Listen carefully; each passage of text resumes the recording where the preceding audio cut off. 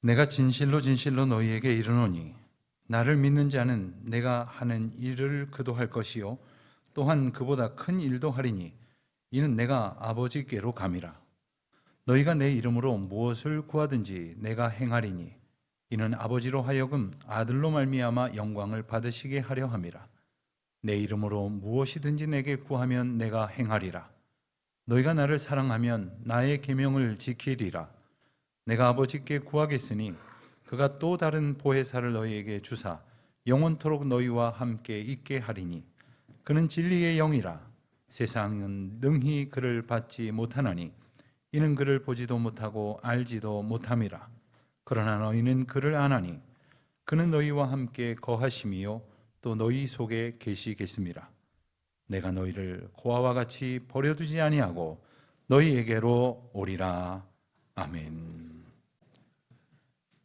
김만권 교수라는 철학가가 쓴 외로움의 습격이라는 책에 소개된 이야기입니다. 2018년 1월 영국의 메이 총리는 새로운 정부 부서를 하나 만들고 차관급의 책임자를 임명합니다. 이 부서의 이름이 독특합니다. 바로 외로움부입니다. 사람들의 외로움을 담당하는 그런 부서라는 뜻이겠죠. 이런 부서를 만들게 된 직접적인 계기는 그로부터 몇 달 전에 발표된 한 조사 결과 때문이었다고 합니다. 외로움 문제 대책위원회가 발표한 외로움과 맞서 싸우기라는 제목의 보고서에 따르면 영국민 6,600만 명 중에 900만 명이 외로움에 자주 또는 항상 시달린다고 호소했다는 겁니다. 특별히 장애인들, 또 노령층들, 그리고 이미 질병을 가지고 있는 많은 사람들이 높은 비율로 외로움을 호소했다고 합니다. 따지고 보면 영국민들만의 문제는 아닌 것 같습니다. 미국은 이미 코로나 이전에 비슷한 조사를 했는데 성인 중에 60%가 외로움을 느낀다고 그렇게 호소했고, 또 2000년 이후 출생자의 5명 중 한 사람은 나는 아예 친구가 하나도 없습니다 라고 대답을 했다는 겁니다. 독일과 네덜란드 그리고 스웨덴과 스위스의 국민들도 조사를 해보니 적게는 20%에서 많게는 40% 이상까지 심각한 외로움을 느낀다고 대답을 했답니다. 심지어 가까운 일본에서는 외로움을 피하기 위해 스스로 죄를 짓고 감옥에 들어가려고 하는 노인들에 대한 연구 보고가 발표되기도 했습니다. 노인들이 물론 죄를 짓고 그리고 감옥에 들어가면 옆에 말할 수 있는 사람이 있으니 좋다는 거예요. 때마다 밥을 주니, 그리고 자기가 뭐 잘못돼도 옆에서 챙겨줄 것 같으니 안도감을 느낀다고 했다니, 이 외로움의 문제는 결코 가벼운 것이 아닌 겁니다. 우리나라의 조사 결과도 다르지 않습니다. 영국이 외로움부를 설치했던 2018년 무렵에 조사됐던 한 국내 연구 결과를 보면 외로움을 조금이라도 느낀다는 사람과 항상 느낀다는 사람들의 숫자를 합한 것은 전체의 26%로 조금도 느끼지 않는다고 답한 비율 23%를 이미 앞질렀습니다. 여러분, 왜 이 외로움이라는 것이 어째서 위험할까요? 우리가 외로움이라는 생각을 갖게 되면 나도 모르게 점차 자기 존재감, 자기가 얼마나 존귀한 것인가를 잃어버린다는 겁니다.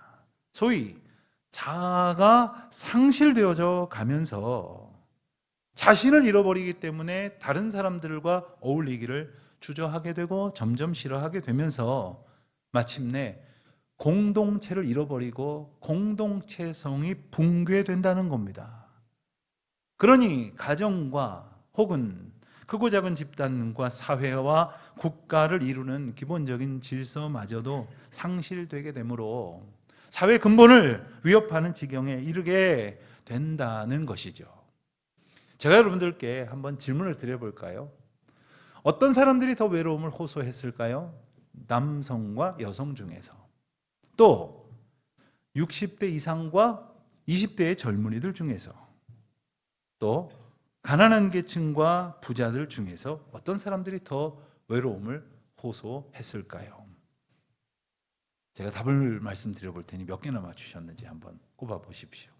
결론적으로 말씀을 드리면 남성보다는 여성이, 그리고 고령층보다는 오히려 젊은이들이, 그리고 부자들보다는 가난한 계층이 더 외로움을 많이 느낀다고 답했습니다. 특별히 주목할 만한 것은 여럿이 함께 거주하는 이들보다 혼자 지내는 사람들이 훨씬 더 외로움을 많이 느낀다고 응답을 했다는 겁니다. 요즘 젊은 사람들이 혼자 사는 것이 무슨 유행처럼 그렇게 된 지가 꽤 됐는데, 그럴수록에 나를 사람들 앞에 내어놓고 그리고 만남과 사귐과 교제를 힘써야 합니다. 그래야 내가 무너지지 않는다는 겁니다. 이 책에서는 몇 가지 대책을 제시하기도 했습니다. 사회적 가치 차원에서 답을 내기도 하고, 공동체의 시민 의식을 세워가자고 설득하기도 하고, 경제 정책적인 면에서 혹은 국가가 모든 사람들에게 힘들지 말라고 기본소득 또는 어떤 주기에 맞춰서 기초적인 자산을 주자고도 그렇게도 말은 하지만, 그런 것들로는 아무 소용이 없다는 것쯤은 우리가 잘 알고 있습니다. 왜냐하면 인간은 한없이 연약한 존재이기 때문입니다. 바로 나 자신이 그렇게 연약한 존재라는 사실을 자각하고, 그리고 겸손히 인정하며 절대 주권자이신 하나님 앞에 온전히 엎드리지 않고는 인간 실존의 고독이라고 하는 이 과제를 결코 극복할 수가 없다는 겁니다. 인간은 그런 존재입니다. 육신으로든 마음으로든 정신적인 측면에서든 인간은 형편없이 약한 존재가 아닙니까? 그래서 별일도 아닌 것 가지고 염려하고 불안해하고, 사람들이 조금 박수 쳐주면 우쭐하다가도 시선이 좀 차갑다 싶으면 스스로 절망에 빠져 자기 소외에 밀어넣는 그런 존재 아닙니까? 그래서 인생을 향하여 하나님께서는 나를 바라보라, 나를 의지하라고 말씀하시는 겁니다. 하나님을 의지하지 않고는 결코 살 수 없는 이러한 연약한 인생들에게 하나님께서는 교통하자고, 대화하자고, 그리고 하나님의 뜻을 알게 하시겠다고 말씀하십니다. 기도하라는 거죠. 오늘 말씀 13절, 14절 말씀을 통해서도 우리에게 구하라고 말씀을 하십니다. 너희가 내 이름으로 무엇을 구하든지 내가 행하리니 이는 아버지로 하여금 아들로 말미암아 영광을 받으시게 하려 함이라. 내 이름으로 무엇이든지 내게 구하면 내가 행하리라. 아멘이죠. 특별히 여러분들 아마도 무엇이든지 내게 구하면, 이 무엇이든지라고 하는 표현에 아마 눈을 좀 크게 뜨셨을 것 같습니다.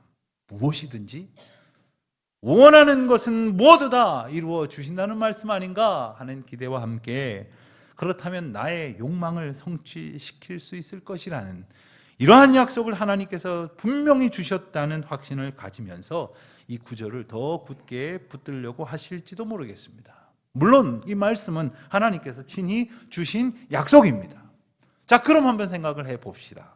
우리가 지난날 정말 기도해 봤지 않습니까? 무엇이든지 하나님께 구하셨을 때 다 주시던가요? 우리의 소원대로 그렇게 항상 이루어지던가요? 오히려 나는 정말 아무리 기도해도 답이 없더라고, 왜 하나님은 나의 기도에 침묵하시느냐고, 아무 소용없더라고 탄식하시지는 않았습니까? 하나님께서 말씀하시고 약속하신 바를 시건하시는 거짓말장애가 아니시기에 오늘 이 약속의 말씀이 정녕 무엇을 의미하는지를 우리는 깊이 생각해 볼 필요가 있겠습니다. 이해를 돕기 위해서 12절 말씀을 먼저 우리가 함께 보기를 원합니다. 내가 진실로 진실로 너희에게 이르노니 나를 믿는 자는 내가 하는 일을 그도 할 것이요 또한 그보다 큰 일도 하리니 이는 내가 아버지께로 감이라. 여러분, 이 구절을 보면 예수 믿는 사람은 예수님이 하신 일을 한다고 말씀하셨습니다. 게다가 그보다 더 큰 일도 한다고 하셨는데, 여러분, 우리가 예수님보다 더 큰 일을 한다는 게 이게 가당키나 한 것입니까? 도대체 이 말씀은 무슨 뜻일까요? 우선 우리가 생각해 보아야 할 것은 믿음이 우리로 하여금 무엇을 할 수 있도록 하는가 하는 겁니다. 바로 믿음이, 즉 하나님께서 주신 그러한 놀라운 은혜가 예수님이 하신 일을 하게 하신다는 것 아닙니까? 여러분, 믿음은 우리의 소원을 충족시키거나 우리의 기대를 만족시키기 위한 능력이나 근거가 아닙니다. 예수님의 일을 하게 하시고자 주시는 힘이요 능력임을 분명히 알아야 합니다. 그러므로 단지 내가 바라는 소원 성취를 위해서 예수 믿는다고 하신다면 그건 이미 잘못된 생각이에요. 그릇된 믿음이라는 말씀입니다. 자, 그렇다면 예수님이 하신 일은 무엇인지를 생각해 보십시다. 예수님께서 이 땅에 오셔서 많은 일들을 하셨지만 그것을 좀 줄여서 이야기하자면 먼저 하나님의 나라를 선포하셨습니다. 그리고 병든 자를 고치시고 심지어 죽은 자를 살리시기도 하셨습니다. 그리고 하나님의 말씀을 풀어 가르쳐 주셨습니다. 이것을 좀 더 줄여서 한마디로 말하자면 하나님이 다스리시는 나라의 백성이 되도록 모든 백성들을 구원하여 주셨다. 구원을 얻게 하셨다라고 말할 수 있겠습니다. 그분은 십자가를 지심으로, 그리고 피 흘려 돌아가심으로, 그리고 그 방법을 택하신 하나님께 순종함으로써 마침내 그 일을 이루셨습니다. 즉 예수님의 일은 바로 하나님의 일에 대한 순종이었으며 십자가였습니다. 그리고 죽는 것이었습니다. 그러므로 그 일을 우리가 하게 하신다는 것은 우리 또한 죽고 예수 그리스도로 다시 사는 것을 의미하는 겁니다. 그리스도와 함께 살기 위하여 우리는 우리 자아가 죽어야 할 것임을 압니다. 내가 버려야 할 것이 있다는 것도 압니다. 그리고 우리가 걸어가고자 하는 길을 포기하고 예수께서 걸어가신 그 길로 걸어가야 한다는 것도 압니다. 그 순종을 하게 하신다는 거예요. 하지만 여러분, 우리는 우리 자신을 잘 알지 않습니까? 우리가 어떻게 그런 삶을 살 수 있겠습니까? 그저 매일같이 자기 욕심에 매몰되어서 결코 포기하지 않는 그러한 자아에 붙들려서 그냥 하루하루 포기하지 않은 채 살아가고 있지는 않습니까? 그러다가 내 마음대로 되지 않는다고 원망하고 불평하고 있지 않습니까? 그러다가 나는 외롭다고, 나는 고독하다고, 하나님마저 나를 버렸다고 그렇게 낙심하며 살아가고 있지는 않습니까? 그러므로 우리는 하나님께서 예수님께 맡기신 그 일을 하게 하신 존재라는 사실을 깨닫는 데서부터 우리 자아를 회복해야 합니다. 이를 위하여 예수님께서 그러셨던 것처럼 하나님을 온전히 의지하고 오직 하나님의 능력을 힘입어 살기만을 구하는 것, 소원하는 것, 그것이 바로 우리에게 기대하시는 삶이 아니겠습니까? 자기 힘으로 사는 것이 아니라 우리 안에 계신 예수 그리스도로 사는 것, 우리 안에 풍성히 허락하신 하나님의 능력으로 사는 사람, 그렇게 한 평생 살기를 소원하는 사람, 그가 바로 그리스도인입니다. 그런 사람들을 통해서 하나님께서는 예수 그리스도께 맡기셨던 일을 하게 하신다는 거예요. 저는 사랑하는 여러분 한 분 한 분이 그 일을 행하면서 그 하나님의 일을 행하시는 기쁨 속에 우리의 남은 삶을 살아가시게 되기를 축복하며 소원합니다. 저는 우리 교회가 그러한 교회, 예수님께 맡기셨던 그 사명을 기억하고 그것을 순종하는 기쁨 속에 살아가는 교회가 될 수 있기를 간절히 소망합니다.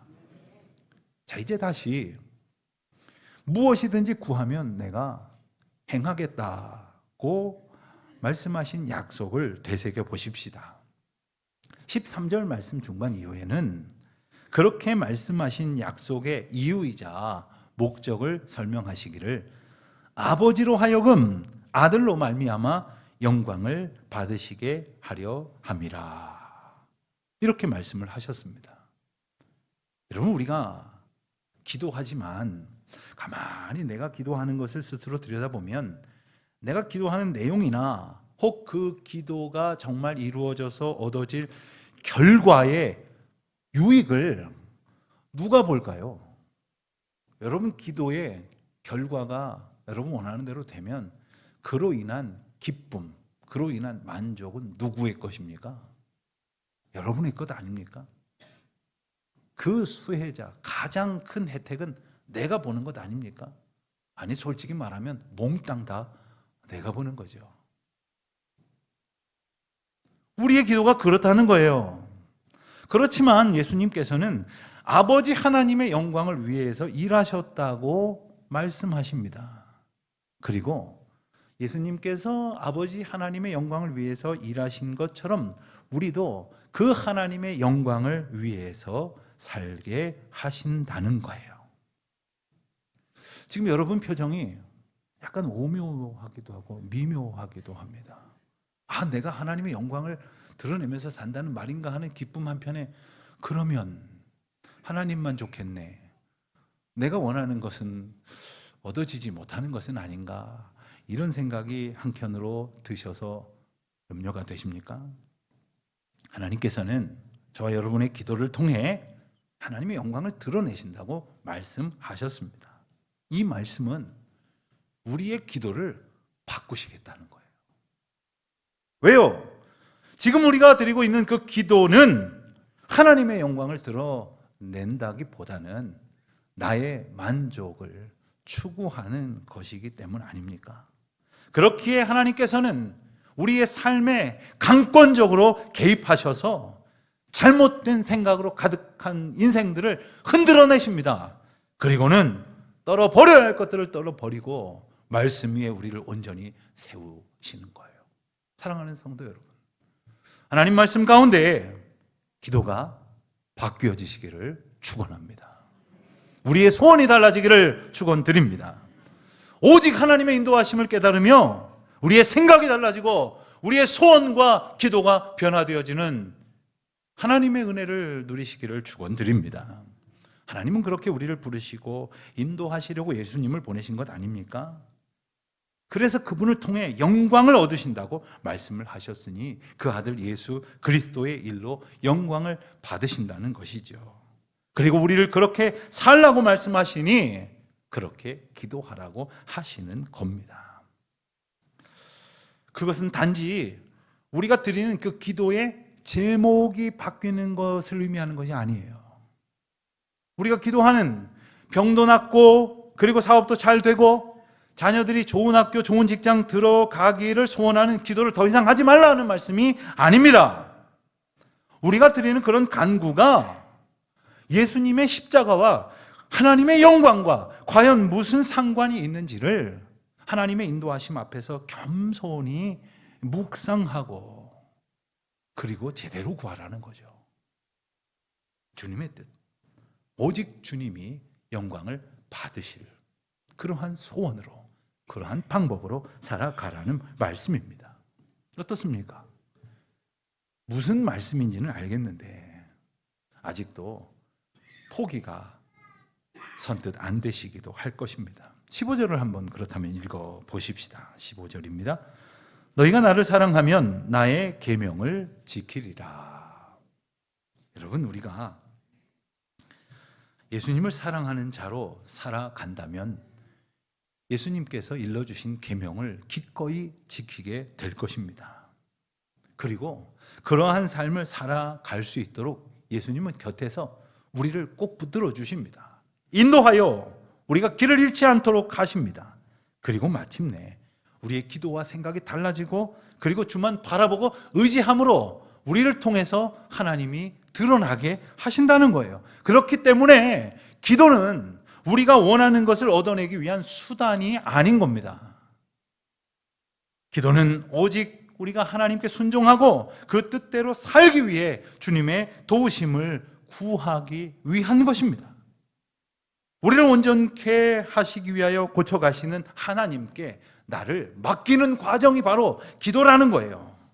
그렇기 때문에 기도 응답의 증거도 우리가 원하는 소원이 성취되는 것이 아니라 우리가 정말 모든 것을 주님께 맡겨가는 것, 그리고 정말로 우리가 오직 주님만을 철저히 신뢰하게 되는 것, 이것이 기도 응답의 증거라는 것입니다. 그런데 여러분, 오늘 말씀을 보면 제자들에게 매우 현실적인 문제가 생겼다는 것을 알게 됩니다. 그것은 바로 예수님께서 어느 날 갑자기 안 하시던 말씀을 하시게 된 거예요. 나중에 이를 말씀하신다 하시면서 이제 내가 십자가를 지게 될 것이고 고난을 받고 죽게 될 것이다. 그리고 사흘 만에 다시 살아나실 것이다. 라는 내용의 무슨 말인지 알아듣지 못할 만한 그러한 청천벽력과도 같은 말씀을 하셨다는 거죠. 그것도 여러 번에 걸쳐서 말씀을 하신 거예요. 앞선 13장 1절에 보면 예수님은 그때가 가까이 옴을 아셨고 그래서 제자들에게 거듭해서 내가 이제 곧 너희들 곁을 떠날 것이다 라고 말씀을 하셨습니다. 하나님은 언제나 우리와 함께 하십니다. 아멘입니까? 그리고 그 사실을 우리가 분명히 기억할 수 있도록 태초부터 지금까지 끊임없이 그야말로 줄기차게 말씀하셨습니다. 하나님의 사람들을 통해서 말씀하셨고 그리고 수많은 사건들을 통해서 우리에게 일깨워 주셨습니다. 그럼에도 불구하고 어리석은 인생들은 그저 자기 욕망과 자기 만족이라는 우상에 갇힌 채 하나님이 우리와 함께 하신다는 감격을 누리지를 못하고 살고 있었어요. 예수님을 보내신 것도, 약속하신 대로 성령님을 우리에게 보내신 것도 모두 다 하나님이 우리와 함께 하신다는 것을 우리로 깨닫게 하시기 위한 하나님의 특별한 사랑이었는데도 말이죠. 16절 17절 말씀을 보면 우리에게 도우시는 영 보혜사 성령을 보내신다고도 말씀하셨고 또한 그 보혜사 성령님을 진리의 영이라고 우리에게 풀어 설명을 해 주시기도 하셨습니다. 이 진리의 영이라는 말씀은 바로 진리를 위한 영이라는 뜻이 될 터인데 진리를 위해 보냄을 받으신 성령님이라는 뜻이 됩니다. 우리에게 성령을 허락하신 것도요, 우리가 그 성령을 통해서 마치 무슨 신비한 체험을 하는 그러한 이유로 보내신 것이 아니라 진리이신 예수 그리스도를 바로 알아볼 수 있도록 바로 예수 그리스도가 하시는 일을 우리가 놓치지 않을 수 있도록 도와주시기 위해서 보내셨다는 거예요. 그러니 그리스도에 합당한 일을 하고 또한 합당한 생각을 하고 그렇게 하나님과 동행하며 그 뜻을 살아가게 하시려고 성령을 보내셨다는 말씀입니다. 그런데 문제는 예나 지금이나 그리스도인이라고 자처하는 사람들이 이 진리의 영과 함께하는 기쁨을 누리지 못한다는 거예요. 그리고 이 약속을 너무나 가볍게 여긴다는 거죠. 17절 말씀을 보면 세상은 예수님을 알지도 못하고 받아들이지도 못했다고 했습니다. 그렇습니다. 예수의 그리스도의 이름이 아니었다면, 성령이 저와 여러분을 도우시지 아니었다면 우리도 마찬가지로 예수님을 알지도 못했고 받아들이지도 못했을 것입니다. 그렇게 무지하게 어리석게 죽어갈 수밖에 없는 인생이었지만 진리의 영이 우리에게 오심으로 우리는 진리이신 예수님을 알 수 있었고 그리고 믿음의 길로 걷게 되었으니 그게 어떻게 우리 능력입니까? 오직 도우시는 성령의 능력이 아닙니까? 그러니까 바로 저와 여러분을 통해서 하나님이 일하신 것이고 저와 여러분은 하나님이 일하신 증거가 될 줄로 믿습니다. 그럼에도 불구하고 나는 홀로 버려졌다고, 나는 정말 고독하고 외로운 존재라고, 쓸쓸한 이방인과 같은 존재라고 그렇게 탄식하면서 사실 겁니까? 주님이 우리와 함께 하시며 또한 그 함께 하시는 그 은혜를 깨닫게 하시기 위해서 베풀어 주신 그 만 가지 은혜가 우리 앞에 있었음에도 불구하고 쓴맛으로 고독하게 외롭게 살아가고 있다고 여전히 단식하실 참입니까? 우리를 예수 그리스도의 이름으로 살게 하시려고, 그리고 하나님만 온전히 바라보게 하시려고, 그래서 어지럽고 혼탁한 이 세상을 견디어낼 수 있도록 성령을 보내셨다는 것을, 성령이 우리와 함께 하신다는 사실을 기억하고 그 성령 하나님을 의지하여 인도하시는 그분을 기뻐하는 우리 모두가 되시기를 바랍니다. 예수님께서는 그래도 못 알아듣는 사람이 있을까 였는지 18절 말씀에서 더욱 선명하게 이렇게 약속을 하십니다. 내가 너희를 고아와 같이 버려두지 아니하고 너희에게로 오리라. 언젠간 제가 어느 장로님 가정에 장례를 치른 적이 있었습니다. 장례를 다 마치고 이제 인사하고 헤어지려고 하는데 그 장로님께서 쓸쓸한 웃음을 지으시면서 저에게 이렇게 말씀을 하시더라고요. 목사님, 저 이제 고아가 됐습니다. 그래서 제가 그랬죠. 고는 맞는데 아는 아니지 않습니까? 여러분, 부모 없이 홀로 남겨진 어린 아이들은 너무나 불쌍합니다. 도울 리가 없기 때문이죠. 그러나 장성하여 어른이 되어서는 스스로 살아갈 힘을 갖추었기 때문에 슬픈 일이지만 견딜 수 있는 일이 된다는 것 아닙니까? 그런데 왜 예수님께서는 장성한 제자들에게 이렇게 말씀하실까요? 고아는 부모의 돌봄이 없으면 안 되듯이 제자들은, 저와 여러분은 하나님의 인도하심이 없이는 살아갈 수 없는 존재라는 거예요. 단 한순간도 인생의 고독을, 그 외로움을 이겨낼 수 없는 참으로 연약한 존재라는 거예요. 그러나 우리를 그렇게 홀로 내버려 두지 아니하시고 언제나 우리와 함께 하셔서 우리에게 지금도 찾아오셔서 성령께서 동행하시고 인도하시듯이 예수 그리스도께서 날마다 우리를 붙드심으로 우리와 함께 하신다고 약속하십니다. 그 하나님은 지금도 우리와 함께 하시고 우리 자녀들과 함께 하실 것이고 또한 오고 오는 모든 주의 백성들과 함께 하심으로 주님의 영광을 나타내실 것입니다. 그 약속을 붙들고 우리와 함께 하시는 주님만 바라보고 순종함으로 나아가는 기쁨으로 충만한 승리하는 삶을 살아가는 우리 모두가 되시기를 축원드립니다.